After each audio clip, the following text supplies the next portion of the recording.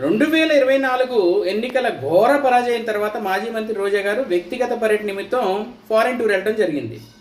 అలాగే అక్కడ ఆమెకి నచ్చిన డ్రెస్సులు ధరించడం జరిగింది. దానికి సంబంధించిన ఫోటోలు వీడియోలు మాధ్యమాల్లో వచ్చినప్పుడు అనేక మంది ఆమె వేసుకున్న డ్రెస్ మీద కామెంట్ చేయడం జరిగింది. అయితే డ్రెస్సులు అన్నది ఎవరి ఇష్టాలు వాళ్ళకుంటే వాళ్ళకి ఇష్టం వచ్చిన డ్రెస్ చేసుకుంటారు. దీనికి సంబంధించి ఎందుకు విమర్శలు చేస్తున్నారని కొంతమంది అడిగినప్పుడు వాళ్ళు చెప్పేది ఏంటంటే, ఇదే రోజా గారు అనేక మందిని అడ్డగోలుగా విమర్శించారు.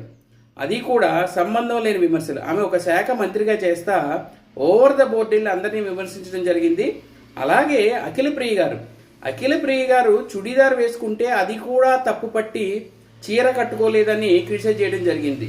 మరి ఇంతకుముందు రోజా గారు ఏ తప్పులైతే చేశారో ఇప్పుడు ఆమె అదే చేస్తున్నప్పుడు ఆమెను విమర్శించకపోతే ఆమె తను తప్పు మాట్లాడినట్టు తప్పు చేసినట్టు ఆమెకు ఎలా అర్థమవుతుంది అన్నది వాళ్ళ